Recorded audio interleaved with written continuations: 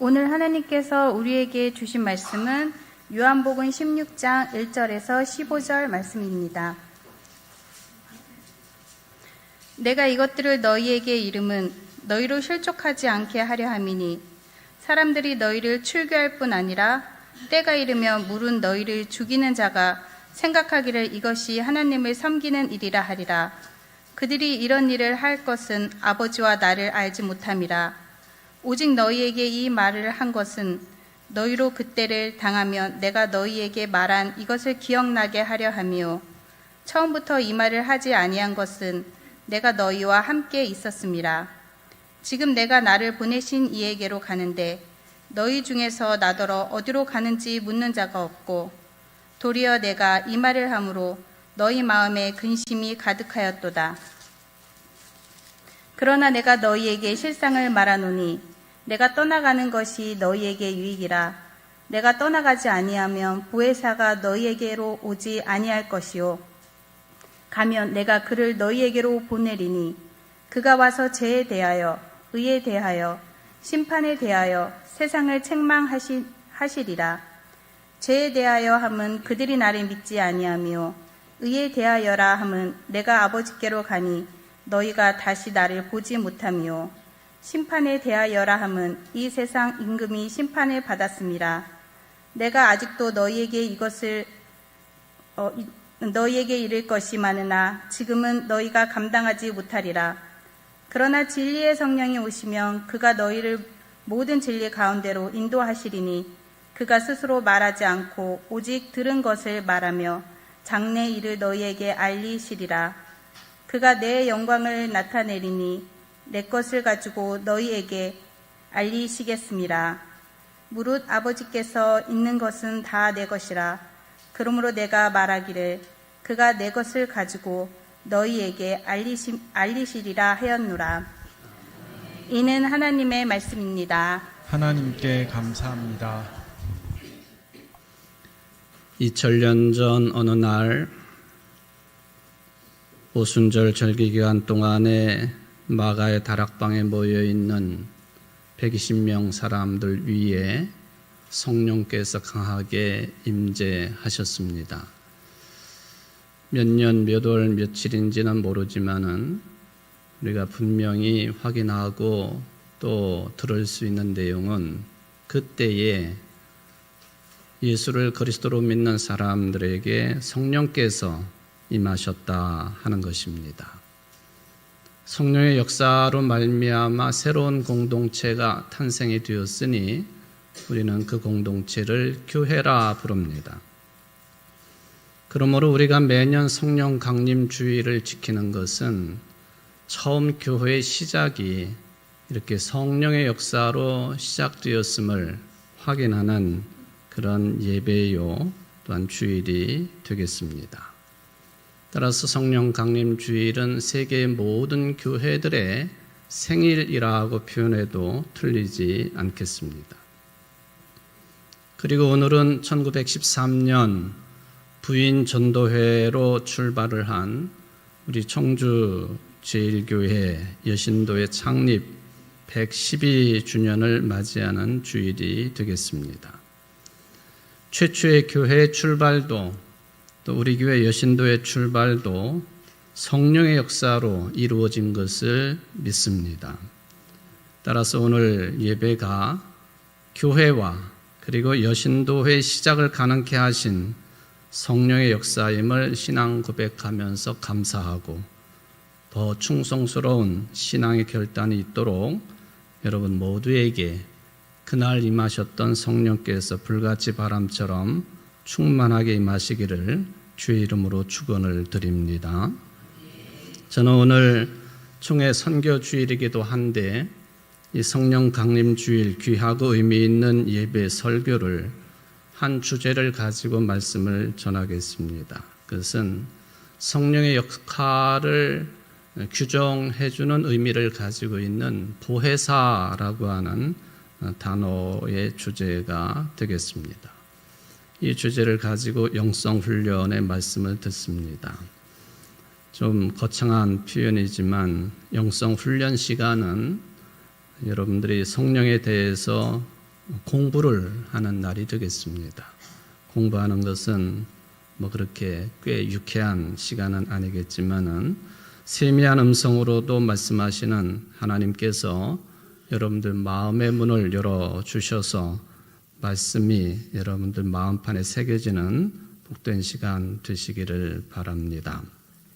저는 이분을 생각하면은 늘 마음이 좀 짠하기도 하고 또 실제적인 그분의 자료와 또는 그분의 일대기를 그려놓은 영화, 다큐멘터리를 시청하게 되면은 자연스럽게 눈물이 흐르기도 합니다.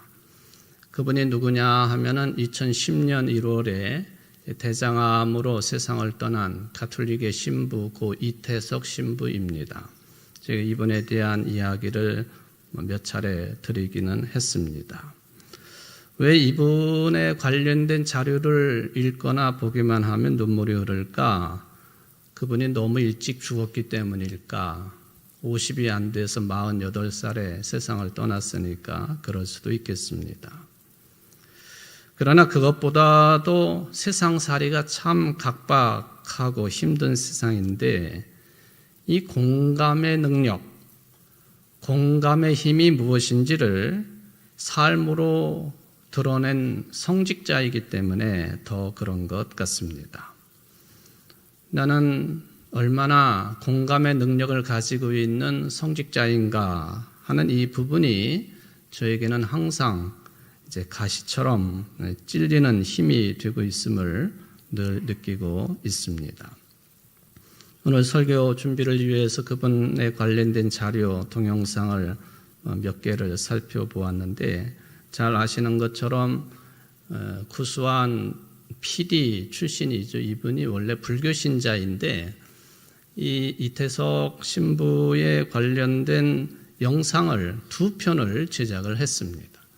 자기의 돈 3억 원을 들여서 울지마 톤즈하고 그 다음 후속편으로 부활이라고 하는 다큐멘터리 영화를 이제 만들어 냈습니다.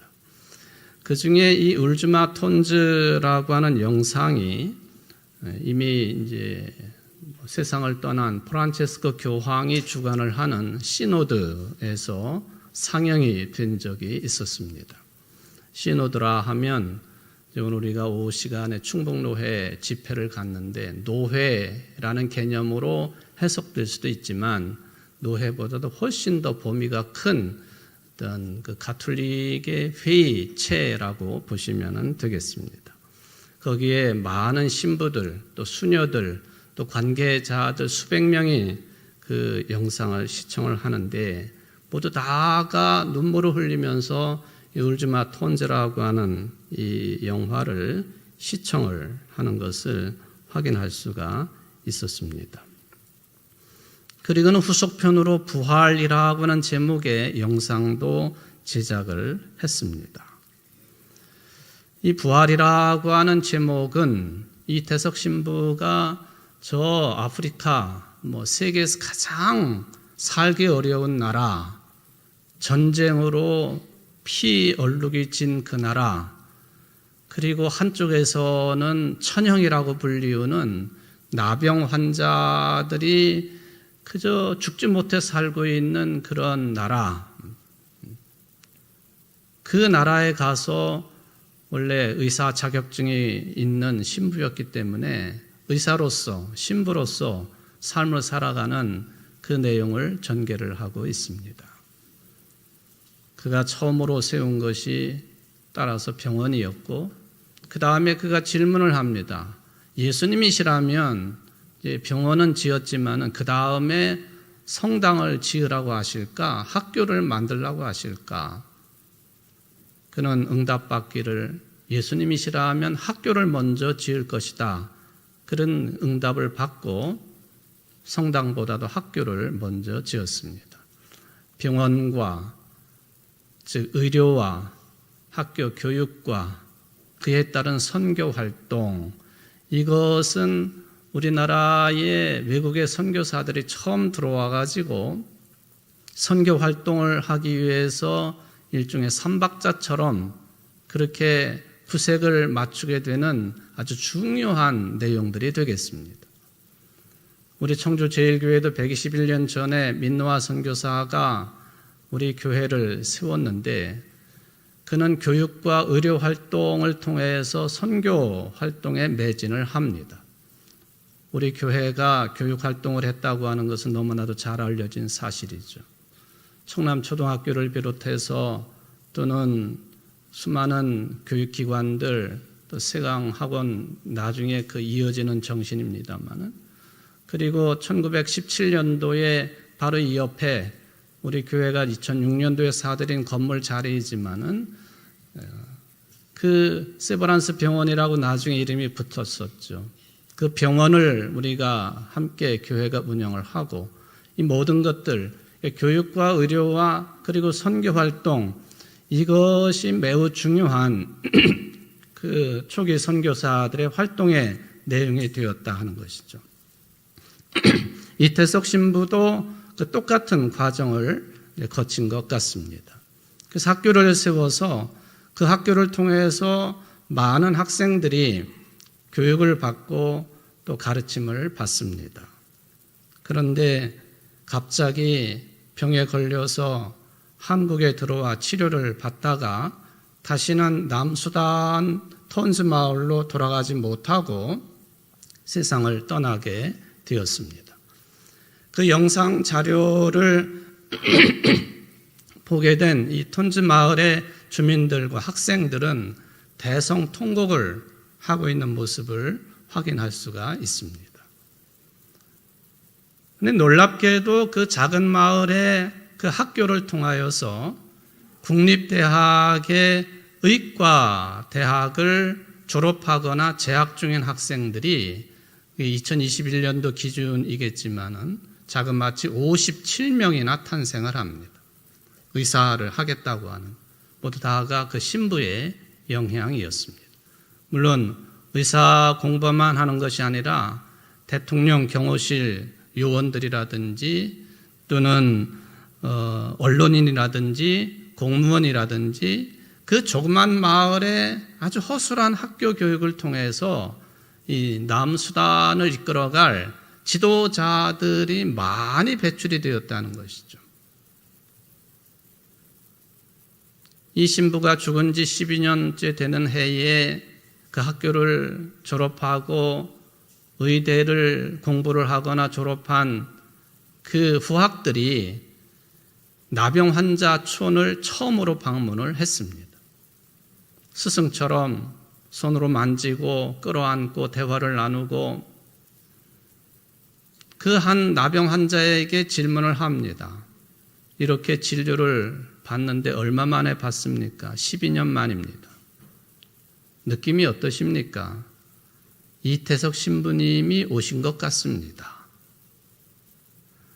저는 이 나병 환자가 한 이야기, 물론 성령의 역사이지만은 딱 성령이다 말하기는 어렵겠지만은 보혜사 성령의 역할이라고 하는 것이 무엇이냐 하는 것을 매우 적극적으로 보여주고 있는 대답이라고 생각합니다. 이태석 신부는 돌아가셨지만은 이태석 신부님이 오신 것 같습니다.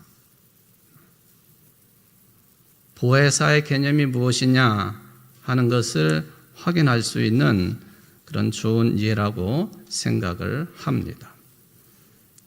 그럼에도 불구하고 보혜사라고 하는 이 용어는 참 해석하기가 쉽지는 않습니다. 도대체 보혜사라고 하는 이 단어가 어떻게 탄생이 되었는가? 당연히 신약성경은 그리스말, 헬라말로 기록이 되어 있는데 이 보혜사로 번역이 된 헬라어가 뭐냐 찾아보면은 파라클레토스라고 하는 단어가 되겠습니다. 바로 이 파라클레토스라고 하는 단어가 이제 한자어인 보혜사로 그렇게 번역이 되었고, 우리나라 말로는 무엇으로 채용을 할까? 그게 여전히 고민이겠지만은 그냥 보혜사라고 발음 그대로 우리는 지금까지 채용해서 사용을 하고 있습니다. 이 파라클레토스, 보혜사라고 번역이 된 이 용어는 놀랍게도 모든 신약 성경 전체에 나오는 용어는 아닙니다. 특별히 예수님의 제자 가운데 요한 사도의 글 두 군데에서 발견이 됩니다. 그게 바로 요한복음이고 또한 요한 1서가 되겠습니다. 성령을 파라클레토스 또 보혜사로 그렇게 명칭을 붙였다 하는 것이죠.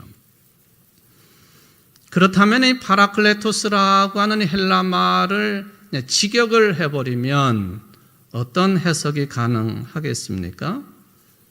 도움을 베풀어 주기 위해서 곁으로 부름을 받은 자 또는 곁에 있도록 소환된 자, 이게 헬라 사람들이 보통 파라클레토스 그러면은 그런 개념으로 받아들인다 하는 것입니다. 곁에서 위로와 도움을 주거나 문제가 있을 때에 자문을 하거나 증언을 해주거나 또는 좀 더 구체적으로 법률적인 문제가 있을 때에 자문을 하고 소송을 도와주는 자, 이런 역할을 하는 사람들을 헬라 사회에서는 파라클레토스라고 불렸는데, 이 파라클레토스가 바로 성령이시고 그것을 우리는 보혜사로 번역이 되어서 사용을 하고 있다 하는 것이죠. 구약 성경에도 이런 개념이 있을까? 욥기서 16장 2절에 보면은 새번역 성경으로 이렇게 되어 있습니다. 욥이 대답하였다. 그런 말은 전부터 많이 들었다. 나를 위로한다고 하지만 오히려 너희는 하나같이 나를 괴롭힐 뿐이다. 친구들에게 한 말이거든요. 나를 위로한다고 하지만 위로한다 할 때에 이 헬라어 파라클레토스와 같은 개념의 히브리어가 사용되고 있다. 물론 구약 성경에는 이 헬라어가 사용되어 있지 않기 때문에 같은 개념이에요. 그러니까 파라클레토스는 위로하는 사람, 그런 개념으로도 받아들일 수 있겠다 하는 그런 말씀이 되겠습니다. 바로 이 요한복음이나 요한일서에 사용하고 있는 이 파라클레토스, 우리 보혜사로 번역이 되어 있는 이 성령의 역사, 이것은 도대체 예수님의 어떤 말씀을 근거로 해서 탄생된 용어일까 생각해 보면 마가복음 13장 11절에 이런 말씀이 있습니다. 사람들이 너희를 끌어다가 넘겨줄 때에 무슨 말을 할까 미리 염려하지 말고 무엇이든지 그때에 너희에게 주시는 그 말을 하라. 말하는 이는 너희가 아니요 성령이시니라. 물론 오늘 본문 말씀에 보면은 보혜사 성령을 보내시겠다 하는 약속을 주셨는데, 성령의 파라클레토스, 보혜사라고 하는 개념으로 읽혀진다고 할 때에 그것을 직접적으로 말씀하신 예수님의 말씀이 바로 이 마가복음 13장 11절에 있다 하는 것이죠. 무슨 말을 할까 염려하지 말라. 성령께서 말하게 하시고 말씀해 주신다라고 하는 그런 개념이 되겠습니다. 오늘 본문의 16장 7절 말씀을 읽어보면 이런 내용입니다. 그러나 내가 너희에게 진실을 말하는데 내가 떠나가는 것이 너희에게 유익하다. 내가 떠나가지 않으면 보혜사가 너희에게 오시지 않을 것이다. 그러나 내가 가면 보혜사를 너희에게 보내주겠다. 제가 왜 이 16장 7절 말씀을 유독히 언급을 하느냐 하면은 다 이유가 있다 하는 것입니다.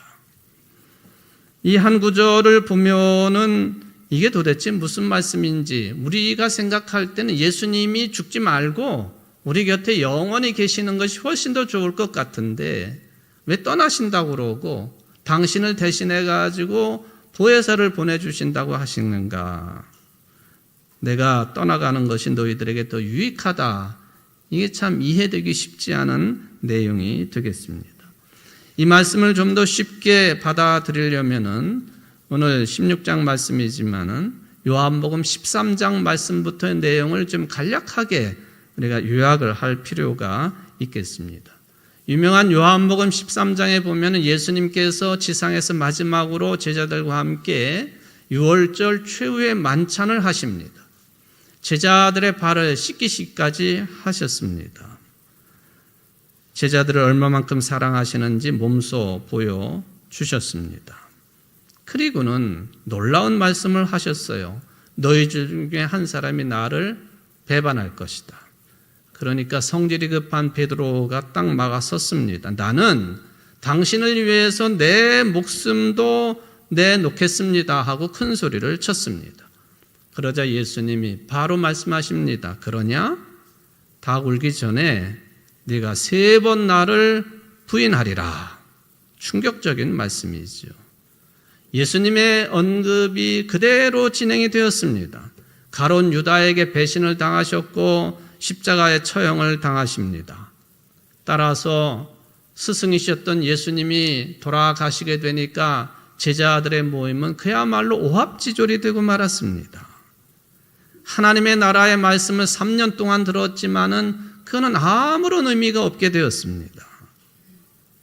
만약에 십자가의 처형을 당한 예수의 제자라고 하는 사실이 들통이 나면은 자기들의 안정도 보장받지 못하리라고 하는 판단을 하게 되었습니다. 예수님을 중심으로 한 공동체를 유지할 이유나 힘이 다 사라진 거예요. 공중분해될 가능성이 농후했습니다. 그런데 말이죠. 그 뒤에 보면은 기독교 공동체가 더 단단해졌습니다. 십자가에 죽으신 예수님을 제자들이 부끄러워하지 않게 되었습니다. 세상이 무서워서 숨지도 않게 되었습니다.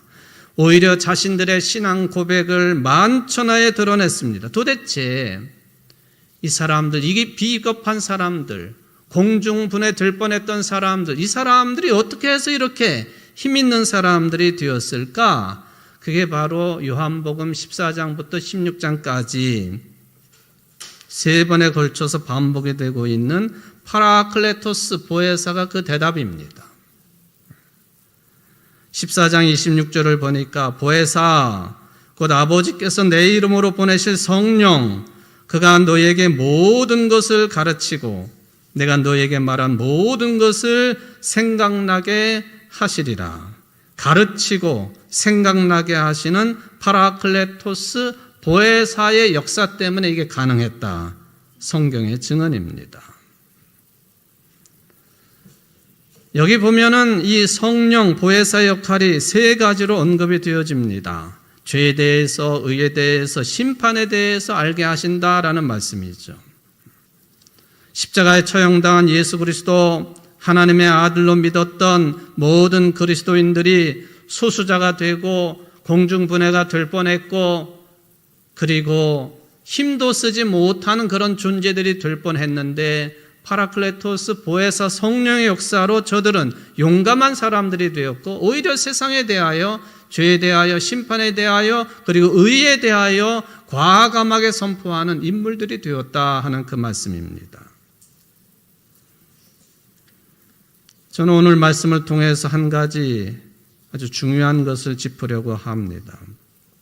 그렇다면 이 보혜사 성령은 저절로 주어지는 것이 아니라고 하는 것입니다. 반드시 예수 그리스도를 통해서 주어지는 체험이 파라클레토스 보혜사 성령의 체험이라고 하는 말씀입니다. 오늘 본문 13절 15절을 요약하면 그런 내용이죠.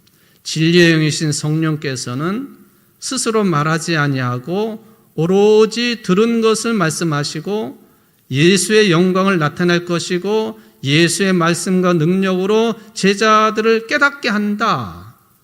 예수님의 철저하게 의지되어 있는 파라클레토스 보혜사 성령을 언급한 내용입니다. 그러니까 성령은 반드시 예수 그리스도를 통해서 주어진다고 하는 말씀이에요. 그런데 이런 정리가요, 쉽게 된 것이 결코 아니었습니다. 무난하게 된 것도 아니었습니다. 왜냐하면은 초대 기독교 그리스도인들에게서 가장 중요했던 문제 중에 하나가 뭔 문제였느냐 하면은 예수님이 누구신가라는 문제였습니다. 좀 어려운 표현을 쓰면 예수님의 본성에 관한 문제였습니다. 그 중에 구체적으로 말하면 무슨 문제였느냐 하면은 예수님이 인간이냐, 예수님이 신이냐, 즉 하나님인가, 아니면은 예수님은 신, 하나님이시면서 동시에 인간인가 하는 문제였습니다. 이게 얼마나 심각한 문제였는지 4세기 기독교가 로마 제국으로부터 공인받은 종교가 되면서 이 문제가 아주 심각한 문제로 대두가 되기 시작을 했습니다. 그 이전에는 다 숨어서 예배드리고 또 공개적으로 이런 문제들을 드러낼 수가 없었는데 기독교가 공인된 종교가 된 이후부터는 이 문제가 크게 부각이 되기 시작을 했다 하는 것이죠. 여러분 중에 그 책 소설을 읽어보신 분들이 계실 터인데 댄 브라운이라고 하는 사람이 쓴 다빈치 코드라고 하는 책입니다. 이게 바로 예수님의 본성에 관한 문제를 건드려 놓았습니다. 물론 소설이기 때문에 그게 사실이냐 아니냐 이걸 따질 수는 없겠습니다. 그냥 소설이에요. 그 소설에 보면은 313년 기독교를 공인을 해준 로마의 황제 콘스탄틴 대제가 바로 이 예수님의 신성을 발명했다고 해놓았습니다. 발명했다. 콘스탄틴 대제가 만들어냈다 그런 이야기죠. 그때가 언제냐? 지금부터 1700년 전 325년 제1차 니케 공의회 때에 황제가 공의회를 소집하고 그걸 만들어냈다 그런 이야기. 근데 이것은 사실이 결코 아닙니다. 예수님이 하나님이시냐 하는 문제는 요한복음에 등장하는 것처럼 굉장히 중요한 토의 주제였습니다. 니케아 공회를 열었는데 거기에 참석자 숫자가 좀 들락날락하기는 하지만 저는 이 니케아 공회에 참석한 교회 지도자들의 숫자가 368명이라고 하는 것에 그냥 방점을 둡니다. 368명이 콘스탄틴 대제를 중심으로 모여서 회의를 했습니다. 많은 이야기들이 오고 갔지만 가장 중요한 게 뭐였냐? 예수님의 본성에 관한 문제였어요. 예수님이 신이냐? 예수님이 인간이냐? 아니면 신이면서 동시에 인간이냐? 하는 문제였습니다. 이 문제를 가지고 교회 지도자들이 구체적으로 투표를 합니다. 투표의 결과는 368명이 참여를 했는데 366대 2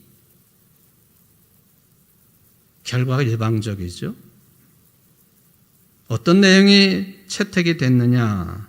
바로 주는 그리스도시요 살아계신 하나님의 아들이십니다라는 베드로의 예수님께 대한 신앙 고백에 근거한 그 내용 그대로가 채택이 됩니다. 흔들림이 없다는 것이죠. 그런데 왜 이런 그 결과를 가져야만 됐느냐? 그냥 살면 되지 않는가 했지만은 왜냐하면은 반대되는 주장을 하는 사람들의 무리가 아주 심각하게 대두가 되었습니다. 지역으로 보면은 지금 이집트의 제2의 도시라고 하는 알렉산드리아를 중심으로 두 기독교의 지도자들이 대결을 벌입니다. 한 사람은 아타나시우스라고 하는 사람이고 한 사람은 아리우스라고 하는 사람이었습니다. 바로 이 아리우스라고 하는 사람이 주장하기를 뭐라고 가르침을 주기 시작했느냐 하면은 이거는 연도가 나와 있습니다. 318년에 그러니까 니케아 공의회 있기 7년 전쯤부터 예수 그리스도는 신이 아니라고, 예수 그리스도는 하나님이 아니라고 가르치기 시작을 했습니다. 그게 아리우스라고 하는 사람이. 여기에 반박을 해가지고 아타나시우스라고 하는 사람이 한 글을 썼는데 그 글에서 아리우스라고 하는 사람이 어떤 주장을 했는가 하는 것을 기록으로 남겨 놓았습니다. 이런 내용이에요. 한번 잘 들어보시기 바랍니다. 하나님 자신은 어떤 용어로도 설명할 수 없는 분이다. 그에게는 동등한 존재가 없다. 누구하고도 비슷하지도 않으며 그 누구도 그의 영광을 가진 자가 없다. 우리는 그 아버지를 태어나지 않은 분이라고 부른다. 그것과는 다르게 우리는 그 아들을, 즉 예수님을 말하는 거죠, 태어난 분이라고 부른다. 우리는 그 아버지를 시작이 없으신 분으로 찬양한다. 그것과는 다르게 그 아들은 시작이 있는 분이다. 우리는 그 아버지를 영원한 분으로 경배한다. 그것과는 다르게 우리는 그 아들을 존재한 시간이 있었던 분으로 경배한다. 시작이 없으신 그는 피조물의 시작으로 아들을 만드셨다. 그는 그를 자신을 위한 아들을 만드시고 그를 태어나게 만드셨다. 그 아들은 하나님이 지니고 있는 존재의 독특한 특징을 지니고 있지 않다. 쉽게 말하면요, 예수님은 하나님이 창조하신 아들, 피조물이기 때문에 영원할 수가 없는 사람이다. 그저 하나님에 의해 창조된 피조물에 불과하다라고 하는 주장이었습니다. 그러니까 하나님과는 본질적으로 다른 분, 하나님에 의해서 아들로 인정된 분, 이게 예수 그리스도에 대한 아리우스의 주장이었습니다. 그러니까 오늘날 우리들이 생각할 때에는 도저히 있을 수 없는 그런 주장을 318년부터 아리우스가 했다 하는 그런 이야기죠. 기골이 장대하고 언변에 능하고 사람들은 그의 카리스마에 모두 다가 열광했다고 합니다. 자, 예수님은 하나님이시다, 하나님과 본질상 같으신 분이시다라고 하는 주장과 그렇지 않다고 하는 주장이 팽팽하게 맞섰습니다. 그래서 결국에 325년 이 니케아 공의회, 그때로부터 381년 제2차 콘스탄티노플 공의회까지 삼위일체 신앙 고백이 완성이 되고, 그리고는 아리우스파는 정죄가 됩니다. 잘못됐다는 것이죠. 예수님은 하나님과 본질이 같으신 분이시다, 이거를 부인하는 순간 이단이 되는 것이죠. 이렇게 해서 삼위일체 교리가 니케아 공의회에서 논의가 시작돼 가지고 381년에 완성이 됩니다. 그리고 로마 제국의 50대 황제인 테오도시우스 1세는 드디어 기독교를 로마 제국의 국교로 선포를 합니다. 콘스탄틴 대제는 기독교를 그냥 일반 종교와 같은 종교로 그냥 기독교를 믿어도 된다 하고 공인한 반면에 테오도시우스 1세는 이제 기독교를 국교로 선포를 합니다. 그 계기가 뭐냐? 삼위일체 교리가 완성된 다음에 이루어진 것이다 하는 말씀이죠. 그 다음에 또 하나의 문제가 생겼습니다. 그렇다면 성령은 누구로부터 오신 분이시냐 하는 문제였습니다. 하나님께로부터 오신 영이시냐? 아니면은 아들로부터 온 영이시냐? 아니면은 똑같이 하나님 그리고 아들로부터 온 영이시냐? 이게 또 이제 삼위일체 교리가 완성이 되니까 이 성령에 관한 문제가 또 논란이 시작이 됐습니다. 그 논란을 우리가 라틴어 단어로 뭐라고 부르느냐 하면은 필리오케라고 부릅니다. 필리오케. 여러분들 화면을 한번 보시면 이 단어입니다. 이 단어의 해석은 그렇게 됩니다. 그리고 아들로부터. 아리우스가 주장한 것처럼 예수 그리스도는 신이 아니시다 해버리면은 그 아들로부터 성령은 올 수가 없는 거예요. 그런데 삼위일체 교리가 완성이 되니까 하나님 그리고 아들로부터 성령은 오셨다. 필리오케 그리고 아들로부터. 이 용어가 굉장히 중요합니다. 같이 해볼까요? 필리오케. 라틴어에 공부 하나 하시는 거예요. 필리오케. 하나님 그리고 아들로부터 성령께서는 오셨습니다. 그게 오늘 요한복음 16장의 아주 중요한 내용입니다. 여러분 놀랍게도요, 이 필리오케라고 하는 이 내용 때문에 1054년 말하자면은 서방교회, 지금의 가톨릭하고 동방정교회가 완벽하게 분리가 됩니다. 서방교회 또 우리 개신교회 성공회는 다 이 필리오케, 하나님 그리고 아들로부터 오신 성령을 받아들인 쪽이고, 그리고 정교회 쪽은 이 하나님으로부터 오신 성령이라고 하는 것만 받아들입니다. 차이가 큰 것이죠. 아이고 목사님 뭐 그렇게 복잡한 내용을 우리가 공부를 해야 됩니까? 그렇지 않아요. 성령께서는 어떤 과정을 통하여 우리에게 확고한 신앙 고백으로 그분이 어디에서 오셨는지 누구에게서 오셨는지를 아는 것, 이것이 공부이기는 하지만은 중요한 내용이지요. 성령께서 하나님 그리고 아들 예수 그리스도로부터 왔다라고 하는 이 말씀은 왜냐하면 우리 신앙에서 굉장히 중요한 내용이기 때문에 그렇습니다. 지난달 미국의 캘리포니아주 팜스프링스에 한 건물이 폭파되는 사건이 있었습니다. 다 무너진 건 아니지만은 그 건물은 무엇하는 곳이었느냐 하면은 임신이 어려운 사람들의 그 도움을 주는 난임 클리닉 건물이었습니다. 폭탄이 터졌죠. 그런데 범인을 잡고 보니까 한국계 미국인 데니얼 종현박이라고 하는 32살 남성이었습니다. 공범은 그 자리에서 죽었고 사람들이 다른 일반 시민들은 죽지 않고 4명이 다치게 되었습니다. 그런데 이 데니얼 종현박이라고 하는 사람을 잡고 보니까 이 사람이 굉장히 극단적인 생각을 가지고 있었던 사람이에요. 어떤 주장을 했느냐 하면은 반출생주의. 아이 낳는 거 반대하는 거. 인구 증가되는 거 반대하는 거.